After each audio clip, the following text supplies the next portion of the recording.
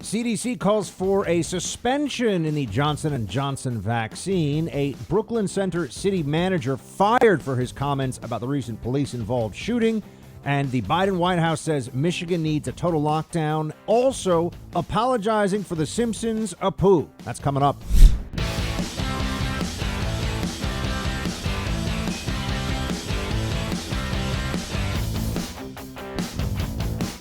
Vaccines are a very contentious topic in America today.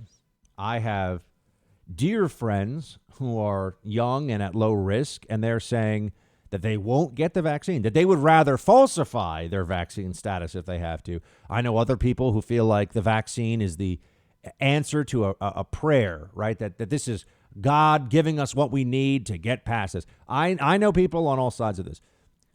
One of my fundamental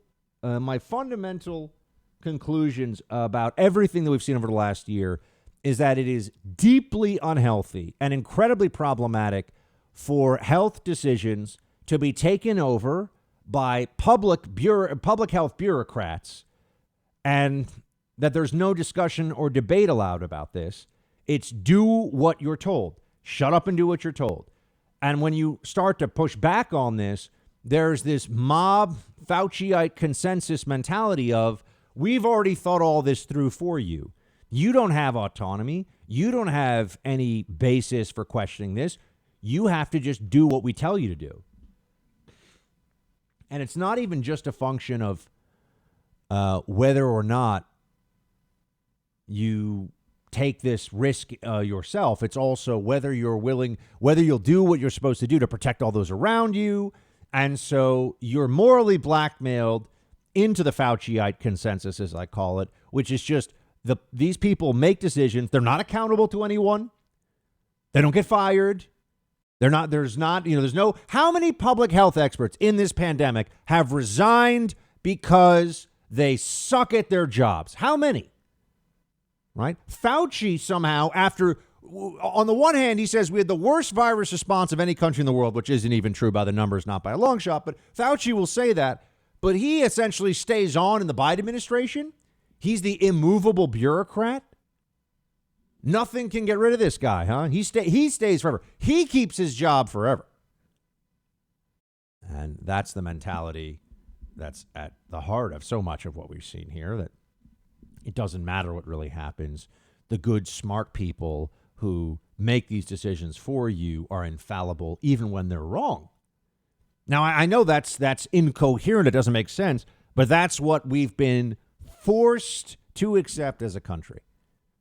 We've been forced. If you didn't agree to mask up, if you didn't agree to double mask now, if you didn't agree to social distance, it didn't agree to shut down your business, if you didn't agree to stop going to church, they made you do these things, or else. And when they're wrong, there's no consequence for them because they think they're doing the right thing. Okay. This has resulted in a society that is now completely unmoored when it comes to risk management and what is acceptable and what is not acceptable. Let me tell you this. I have always been in the camp of people who strongly believe that you should be able to determine whether or not you get the vaccine. It is in your hands. It's your choice. And I've advocated for people who are at high risk to get the vaccine. But I've also said that I believe even for those people, it should be their choice. Do you want to get this to protect you? What they've done, though, is by exaggerating. Oh, did you know they've exaggerated asymptomatic spread? If you look at the estimates and the numbers they were using 12 months ago and what we actually see now, they've dramatically exaggerated asymptomatic spread. But that was necessary. You see, they had to make it seem like a more urgent threat, because if really it's sick people that give this to other people, and particularly people that are pre-symptomatic in a home setting where the government has basically no real control over the situation, how are they going to get everyone to mask up and lock down and wash their hands and stay home? So they exaggerated asymptomatic spread. And I can show you, this is in the journal Nature. There are publications that have pulled the data, pulled the studies together, and they are very clear on this. They will show you that, they thought it was 40% asymptomatic spread it's probably more like 10 to 20%. Now, you could say, well, that's still a lot of people. Okay, but so now it's asymptomatic people all had to wear masks because there was a 10% of the spread coming from them, even in situations where, I mean, you start to break down numbers, you say, is this a necessary public health measure or is this a panic maneuver? Can't even have this discussion, though, in most places. I would get kicked off. I love that I'm on the radio, and I love that I podcast, because I can say, I can't write these things to you right now. I can't actually put this stuff out on Twitter or Facebook or even online, although I try to sneak some in at bucksexton.com, so you should always go to my website there. And I've got a piece on what a bureaucratic monstrosity the CDC is up right now that I wrote. But we haven't had the exchange of ideas necessary to come to the truth on this stuff. We've been told what to do. And this brings me to, and if you try to do what I do, which is come at these from different angles and have a real exchange, rooted in the facts, rooted in reality, and make the case that these are risk management decisions. Health policy is not the science, and people who say that are morons, because it's, okay, what level of risk is acceptable? What level of risk? That's why Fauci won't give you an answer now, by the way, about when we go back to normal. He could say when we're at this number, but then they'd have to stick to that. And people would say, well, why is it that number? I mean, we could probably handle it. You're still accepting there'll be some spread, there'll be some death of COVID, but we're going to go back to total normalcy, right? So why does Fauci get to decide that? You're starting to see this is the problem. This is the shaky foundation of their argument. And then you have this recent Johnson & Johnson situation. And this is getting a lot of, panic click headlines. Oh my gosh, the Johnson & Johnson vaccine. By the numbers right now, the chance of, in the U.S., the chance of getting a blood clot from the Johnson & Johnson vaccine is 1 in a million. 1 in a million. That's the actual chance. But you've had 6 cases of blood clots that they think are attributable to the vaccine. You've had 6 million vaccinations. And so now the CDC is saying, well, we should consider a pause. Notice they keep doing this. Pause your life. Pause the vaccine. Life goes on, folks. I mean, this notion we're just going to hit the pause button. Well, there's a lot of stuff that comes with that. And people are freaking out about this. Young people that I know who are at very low risk from COVID and very low risk from the Johnson & Johnson vaccine. And I know some of you are saying, Buck, how do we even know what the long-term effects are of this? The answer is, you're right. We don't know. That's a very simple truth that I think we should all be comfortable with. We don't really know. There has been no long-term testing on these vaccines. That's just a fact. And I know right now you say this kind of stuff and you might get, banned from the internet. You might be called anti-vax. I'm stating an obvious truth. How can they run long-term testing on vaccines that have been in existence for less than a year? Somebody, riddle me that. But again, I'm getting the vaccine. I am I'm not anti-vaccine. I'm just merely pointing out we can't even talk about it. And that results in a lack of trust among people who say, why aren't we able to have an open discussion about this? Why have the social media companies and the news media and American corporations all united to effectively become high priests of the mask religion? Masking did not save us from this. Masking was also tried extensively in the Spanish influenza pandemic of 1918, and in case you didn't know, didn't work out for that one either. But there were people who believed if only we mask more, we'll be safe. And there were big fights about it. There were anti-mask societies.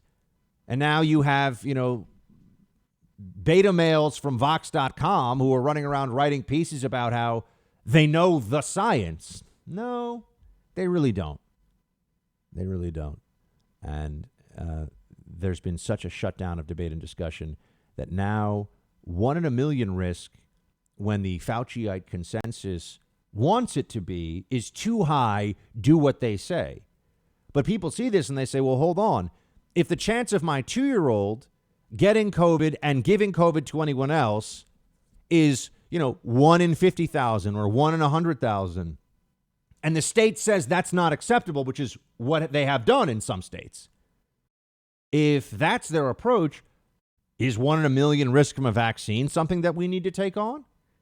Right? You see how they've completely and utterly undermined our notion of a reasonable assessment of risk in society for health and for public health purposes. Because when they want you to shut up, they say, well, it's not 100%, so we can't say you're safe. When they want you to lock down and mask up, it's, well, if it saves just one life. They're playing these games with all these numbers all the time. They're making value judgments for you. They're making judgments based on ratios and numbers for you, not absolute principles. They're saying this is acceptable risk for you. But they pretend that there's actually an answer to this, and they've got it. You see, is 1 in a million a risk for a vaccine for you? Is that something that gives you pause? Shouldn't be. 1 in a million risk. If you look at other things out there, you'd never leave your house if you're worried about 1 in a million risk. But they have conditioned the American people. The lockdown mentality is that if there is any chance, even theoretical chance, of an outcome, and we want to use this to take away your freedom and liberty, that's enough.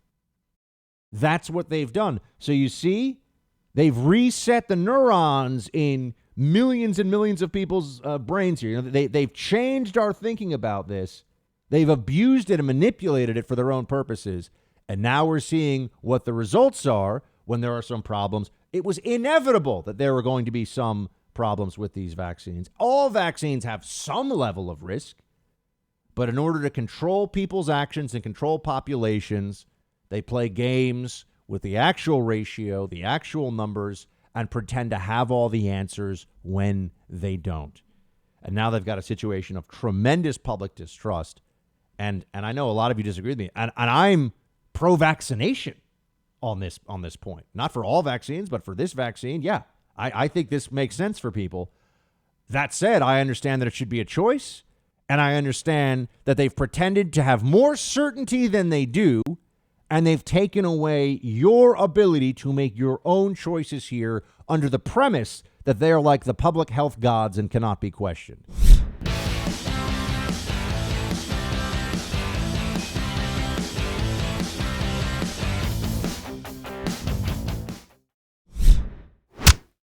There are different tools that we can use for different periods of when things are when there's an outbreak.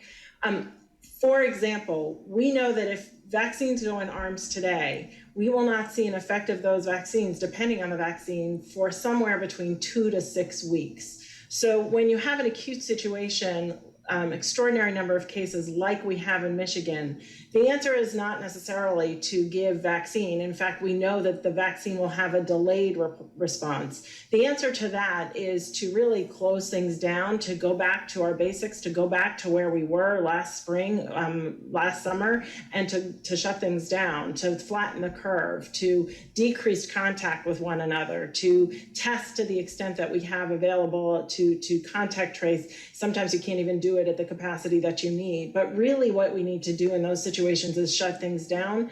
I think if we tried to vaccinate our way out of what is happening in Michigan, we would be disappointed that it took so long for the vaccine to work to actually have the impact.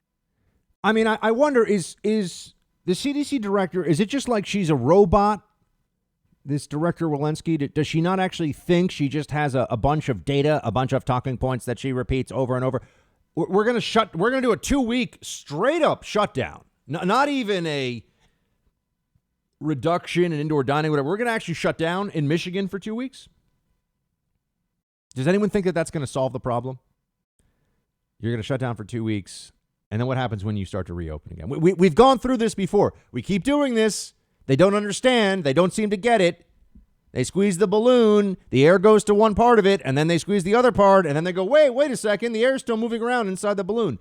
This was all about hospital capacity by their own words at the beginning. And now it's like they act like it's like a cure. We're just going to stop living and stop seeing each other. That'll stop the disease. I mean, it will work a little bit for the time you do it, but then you reopen. And I know that they say, oh, well, Buck, but they're going to have vaccines. And that's the thing. We're going to get these vaccines 2 to 6 weeks. You think they're going to have a full-on lockdown for 2 to 6 weeks? Or are they going to have everyone gets hectored and nagged lockdown, but there's still people going to stores, seeing each other in private homes. You know, we've never done an actual lockdown, even in our first 2 weeks of this. And she says the thing about test and trace. I mean, I just have to ask, are these people morons? Michigan has seen a 200% rise in coronavirus cases since last month, okay? Cases are up 2x. I'm sorry. Yeah, 2x from 2,000 a day to 6,000 a day. Do you think the state of Michigan has the resources to test and trace 6,000 cases a day? How would that even look? Do you think that would even stop it? Let's say that they could even try to test and trace everywhere. You're still finding out about people who have already been exposed to the virus. But this is just, they're like, you know, chickens with their heads cut off in the public health establishment. They're just running around, you know, making noise. It doesn't make any sense. What are they saying?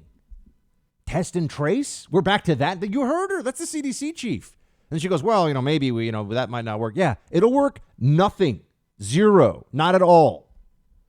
But why is she saying it? Because it's the best she's got. That's the best she's got. Because you know what they really don't want people to think about? Why is Michigan having so many cases?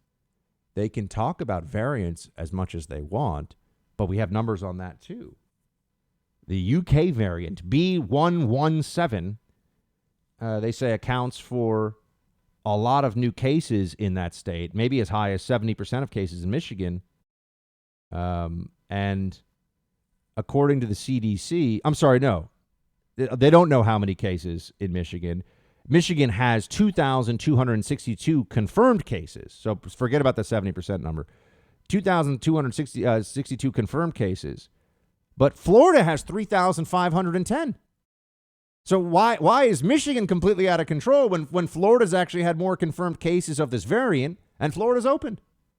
Michigan is still doing all the things. Wash your hands, social distance, double mask. I double mask because I'm a Fauciite. And I believe this little tyrant Smurf goes on TV. You know, just a little longer, hold a little more, maybe a little more time. You don't know. You know, you could get a plateau, and it could be a diminution of the ascendancy of the next phase of the parabolic upsurge of the downsurge. I mean, this guy is so pathetic at this point. Just listen to him. I call him Dr. Thesaurus.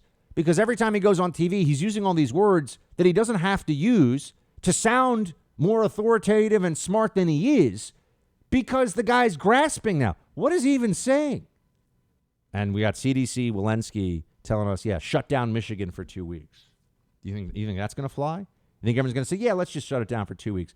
Oh, wait, no. Maybe it'll be 4 weeks. Maybe it'll be 6 weeks. The public health establishment in the United States, bureaucracy, federal and state level, has been a enormous failure during this pandemic. Understand that. An enormous failure. And they still want to control you, and they want to act like they know what they're doing.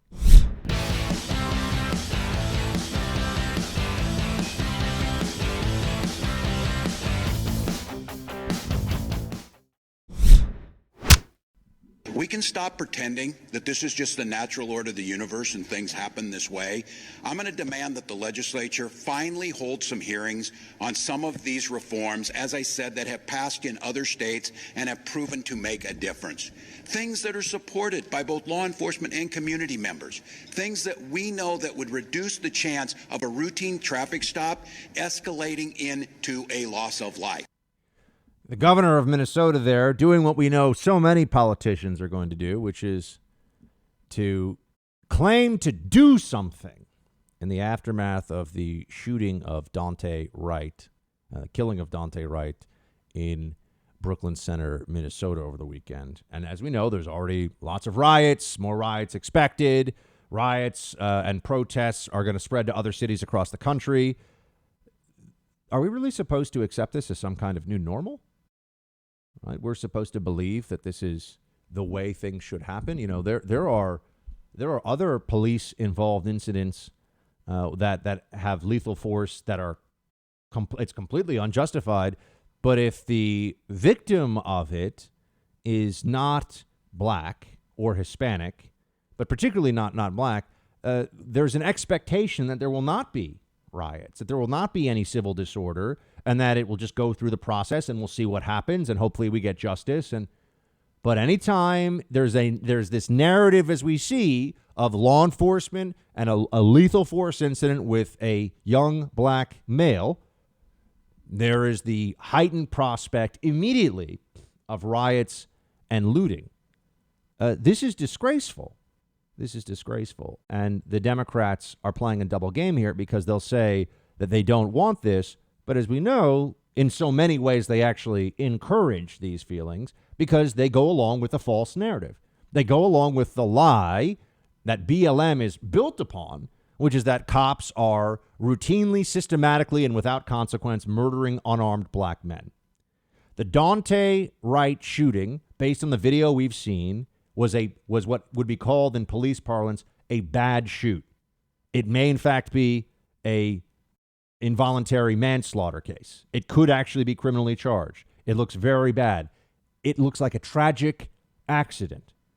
Accidents do happen. Anybody who's around firearms knows. You know, they used to tell us stories when I was in the CIA about people that were really squared away and, you know, even former military and people that were, you know, elite special operations. And sometimes somebody has an AD, you know, an accidental discharge. It happens.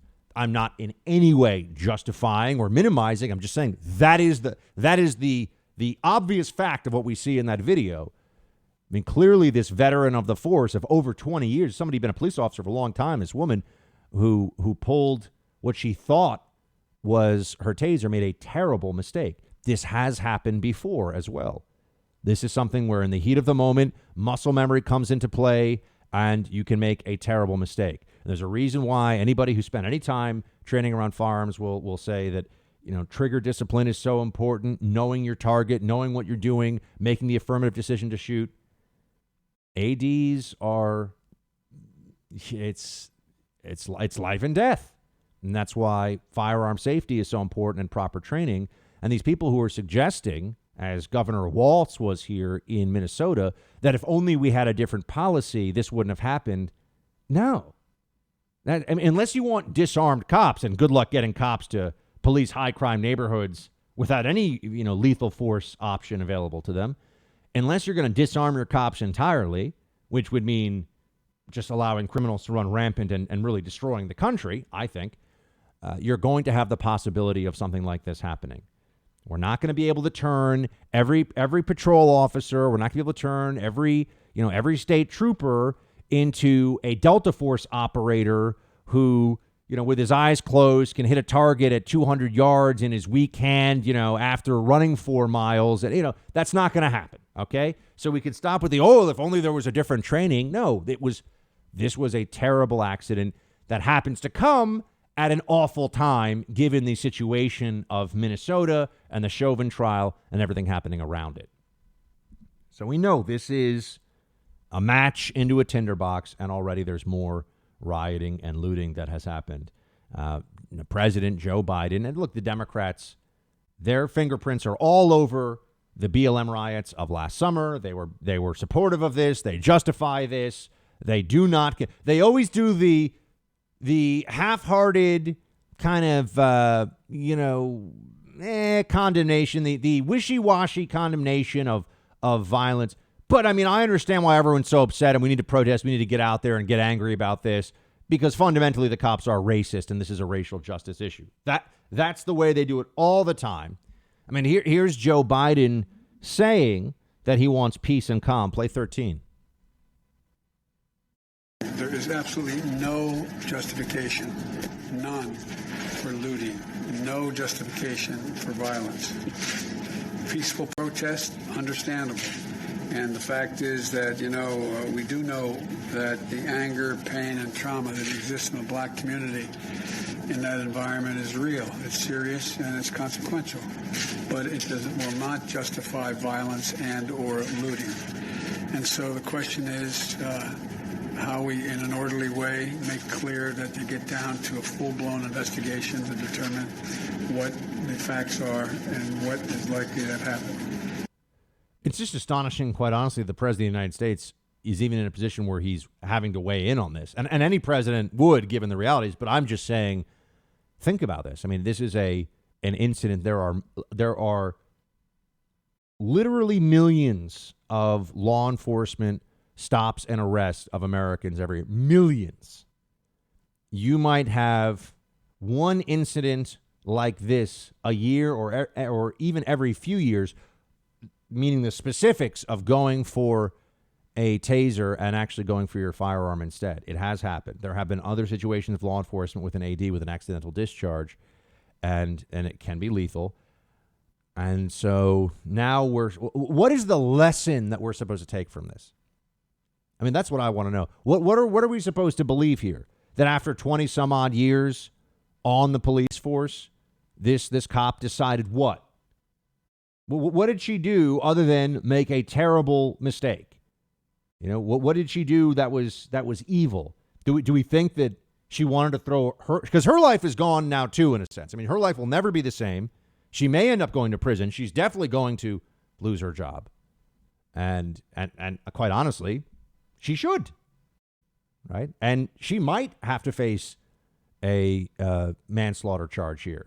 The same way that, you know, if you were a distracted driver and you swerved off the road and you mowed some poor innocent bystander down, you know, you're going to probably serve some prison time for that.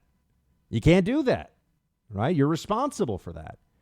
And this is a situation that, in terms of the moral culpability, gets pretty close to it. Now, there's another piece of this, which then goes to, it'll be left out of so many of the discussions that it would be helpful to try to convince people in general across the country, do not resist arrest, because the moment there is resisting, and there's clearly resisting of arrest in this video, the guy basically makes a run back to his car, and this escalates the situation. And when you have force escalation happening and pulses are racing, and you know, you've got people's adrenaline pumping, when that's going on, there's a heightened risk of something like this happening. Now, that's not to say that what happened is, you know, that what happened is you put the culpability on the individual who was killed here. Clearly, that's not fair and that's not true. But if we're really going to analyze the situation, it would be helpful to have a campaign of, please, everyone, do not resist arrest from police officers. Fight it in court. Take it in court. Take it in the court of public opinion as well as in the court of law. You know, there's always time to fight this stuff back at the station house. There's always time to deal with this.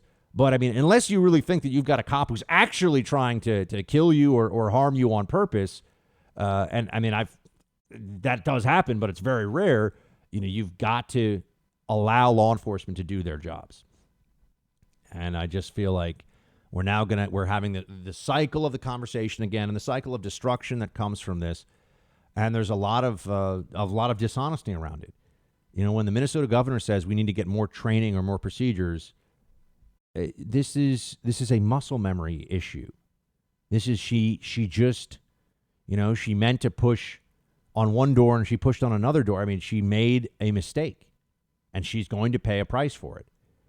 She should get due process in this, but as we know, that itself now has become a problem. When people are angry and when the narrative lines up in this way of a black victim and law enforcement lethal force incidents, all of a sudden the rules come into question themselves. The rules, the procedures, the protections that individuals have under our legal system. And we're already seeing that.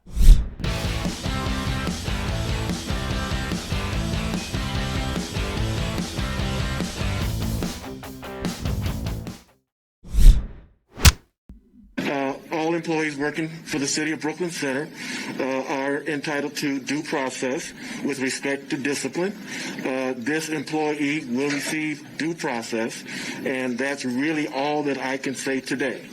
Do you support the determination of an officer like this who has made the type of mistake that has cost a resident of yours life. Do you support the termination of this type of officer? And what message are we sending here in Brooklyn Center to the rest of the world about the valuation of black life? Do you support the termination of this type of an officer?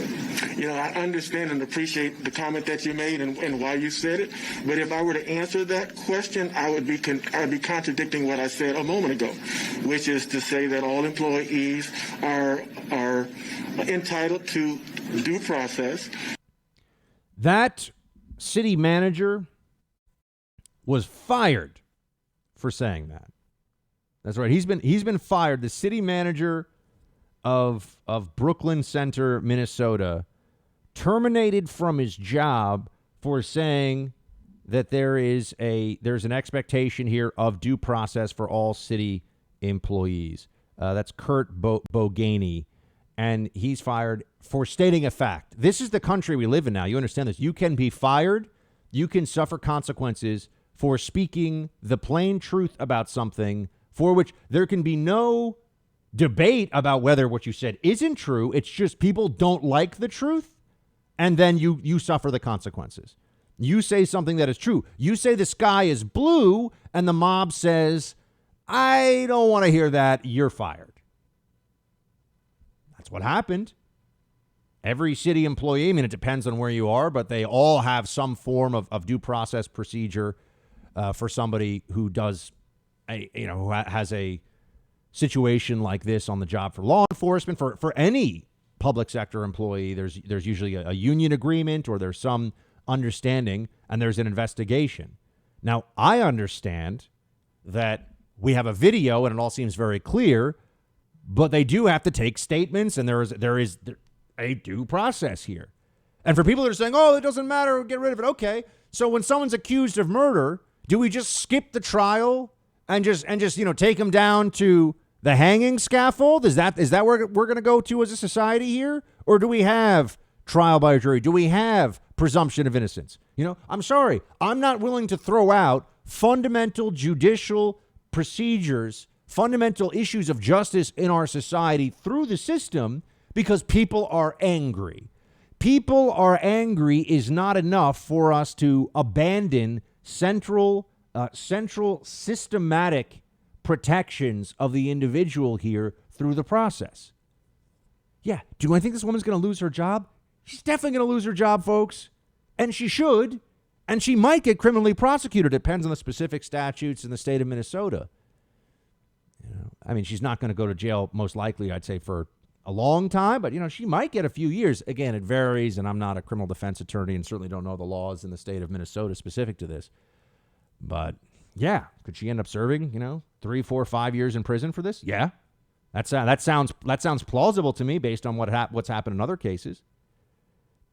And, just the whole thing, though, we now are in a place where you can get in trouble for saying what is factually true. I mean, this would be like saying, if I stood up and said, Derek Chauvin deserves the legal presumption of innocence in the courtroom through our system, and someone said, you know what? Yeah, but I don't like you saying that about Chauvin, so, you're fired.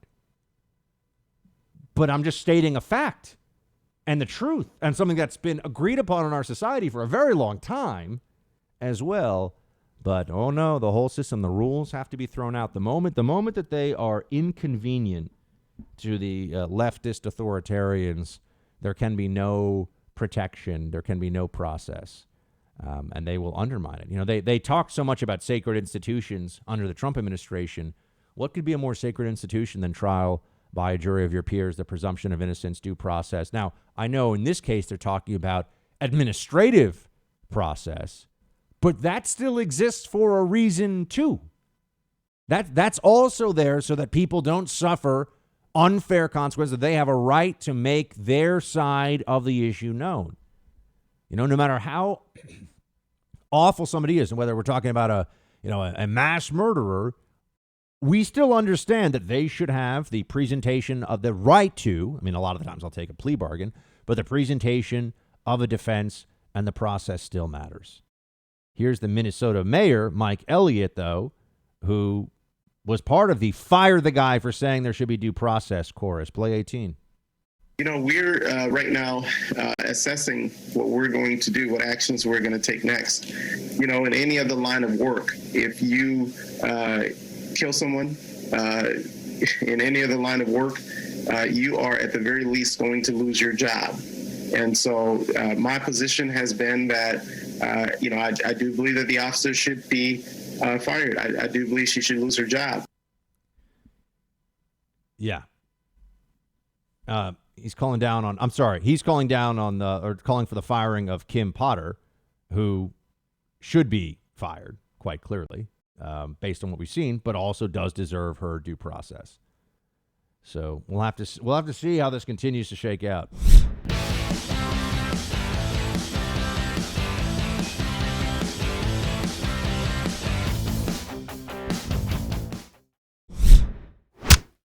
But for those who choose to go out and, as Mayor Carter said, to exploit these tragedies for destruction or personal gain, you can rest assured that the largest police presence in Minnesota history in coordination will be prepared. You will be arrested, you will be charged, and there will be consequences for those actions. It's not debatable. You're not making the case, you're hurting the case, you're undermining the grief, and you hear it from families time and time again. Don't you dare step into our space where we're trying to enact change through our system. Minnesota governor actually sounding like he's upset about the rioting and the looting that's already gone on, and we'll see if he follows through on this. But this is, just as I always tell you about incentives matter so much at the border. Do people get to come into the country if they show up at the U.S.-Mexico border now and play the system? Do they get to stay? If the answer is yes, they're going to keep coming.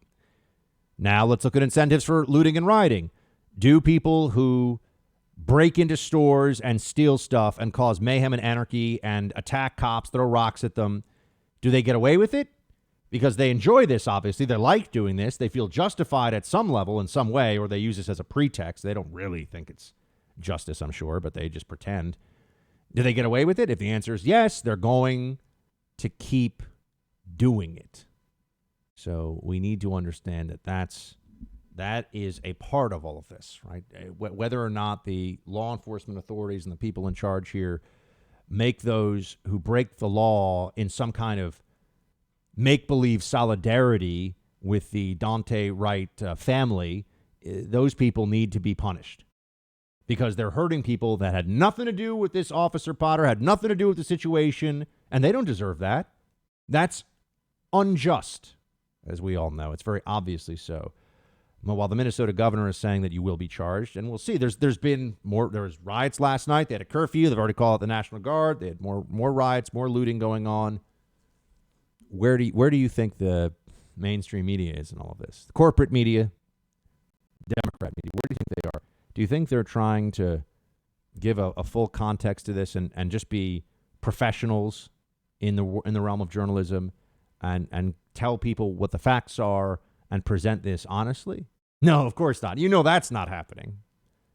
This is how they justify their constant left-wing activism under the guise of journalism. This is an opportunity for them to push the racism storyline. Even though, is there any evidence of racism whatsoever in this incident? There's no evidence of racism. There's evidence of a terrible mistake, an accident.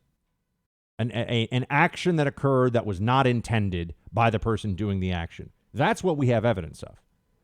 But it still falls into this, we're hearing even Biden, the grievances within the black community are so real and we need to hear them and everything else. Well, this is not this is not a police brutality case. This is not oh my gosh, this officer was kneeling on this person and should have gotten them help. Or this is very different from George Floyd. Using a taser in the circumstance would have been justified. And remember, they keep pointing out that Dante Wright had air fresheners in his rear window. I had never heard that that's illegal before. Apparently it is. It's kind of like tinted windows, which, by the way, the officer in New Mexico who was executed at close range with a rifle by a drug dealer, he pulled a guy over because of his tinted windows. So this is a lot of this. And what they found out about Dante Wright is that he had an outstanding warrant for his arrest. So people who break little laws are more likely to break big laws. This is central to broken windows theory, which is how you've had the tremendous drop-off in crime in so many cities across the country, which, by the way, ended last year, and we had the highest murder rate in the United States in 20 years. Thanks, BLM movement. A lot of good that did for people. But, the activists, CNN and MSNBC and, other news organization, Vox.com and HuffPo and these places. Who reads HuffPo's total garbage? So is Vox.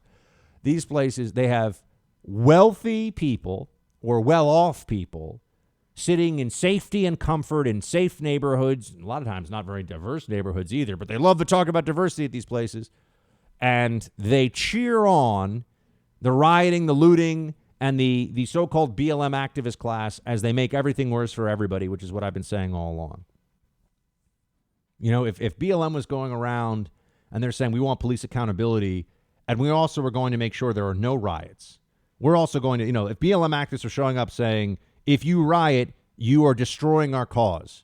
You are helping the other side, whatever that means.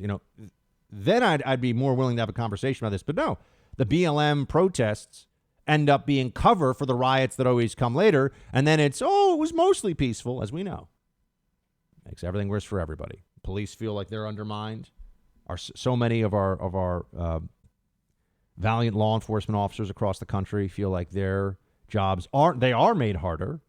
And they don't have the political backing they need to make very difficult decisions in troubling situations. But, if you want an example of how disgusting our news media is and how it's just a political monolith. They all think the same stuff. They all push the same narrative. I know exactly where it's like their brains are all wired in a certain way for stories like this. I know exactly where they're going to go. Yesterday, the Brooklyn Center Police Chief, Gannon, had an exchange. This was chilling. He had an exchange with a bunch of journalists at the press conference. This was the first major press conference the police held on the Dante Wright shooting. And I want you to listen closely because the audio from the journalist is not great. We'll discuss it, but listen in as this is the Brooklyn Center Police Chief being told by journalists that he did not see and experienced what he did. Play one. One final question.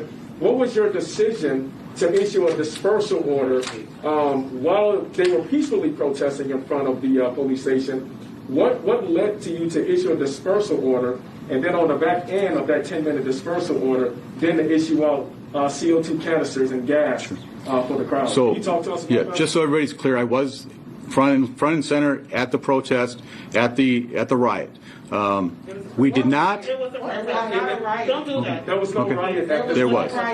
So the officers that were putting themselves in harm's way were being pelted with frozen cans of pop. They were being pelted with concrete blocks. And yes, we had our helmets on and we had other protection gear, but an officer was injured, hit in the head with a brick. That was a Hennepin County deputy. He was transported to the hospital. So we had to make decisions. We had to disperse the crowd because we can't allow our officers to be harmed. And I've already answered the question, I believe, about your lighting. I know that's a big deal with you, and I understand that, but I thought I'd explain that myself. So I told you it's my decision, and that's why I made that decision. You have journalists here telling the chief of police, who was there and watching his fellow officers get pelted, and there's video of it. I've seen it. Okay, there's proof beyond any reasonable doubt, and he was there with his own eyes anyway, and he was actually present for this, being hit with cinder blocks and rocks, and they like to take cans and freeze things in the can, so it's basically like a really easy to throw projectile, and they're hitting officers with it. How many rocks would you allow to gash open your head at your job before you would take some kind of action to stop it? I'm just wondering, right? But notice the journalists, don't do that. Don't say that. There was no riot. Are they delusional or are they liars or both? Those are the only options. There was very obviously a riot. But you see, this is where we get to the greater truth beyond the actual truth. And this does have a very Soviet feeling, and it does increasingly seem like the mentality of some of the more extreme communist movements in history is much more ascendant within our own Democrat Party and the American left than we'd like to believe, that It doesn't matter what really happened. It matters what you can convince people happened and how you can leverage that for the cause. Why do you think they run around talking about the insurrection on January 6th? It was not an insurrection. There was no violent effort to overtake and overthrow the United States government. There was a riot where some people became violent against law enforcement officers. BLM does that all the time. It was not an insurrection, but they used that term. And it's because of the power that it gives them to then attack their opponents and shut them down and set up fencing and set up thousands and thousands of National Guard all over Washington, D.C. And now here we are. There's another moment here. What is the story? Think about this. What is the story the left wants to tell right now? What do journalists want people to see in Brooklyn Center? Racist white cop kills unarmed black man for no reason because that's what cops do in this country, and the Republican Party is fine with it and they cover it up. That's the storyline that they're pushing. It's a lie, but that's what they want people to think. And so they don't want any focus on the riots. Forget about the riot. Who cares? Let people riot. That's the expression of their rage at the false narrative that's being told here. I mean, does any person really want to argue? Does any person actually want to expose themselves to open public debate about whether Officer Potter here wanted to kill? I mean, you think she's got body cam on, okay? It's all on video. She's got other officers there. It's broad daylight. She's yelling taser. I mean, it couldn't be more clear that this is an accident, actually. But still racism. Still racism. I mean, we're getting to the point now where if a police officer, let's say, was driving home drunk, off the job even, and the police officer hit a bystander on a street corner, and the bystander was white or Asian, oh, that's a drunk driving accident. The person should be held accountable. But if the police officer, it's a police officer on his or her own time driving the car drunk, hits a person who is a black victim, it's still evidence of racism somehow. No intent to be racist, but it's evidence of racism. You see the comparison? But they run with the narrative anyway, and it's so damaging, and it's going to result in more misery and more destruction, and the further degradation of community police relations in Minnesota and all across the country.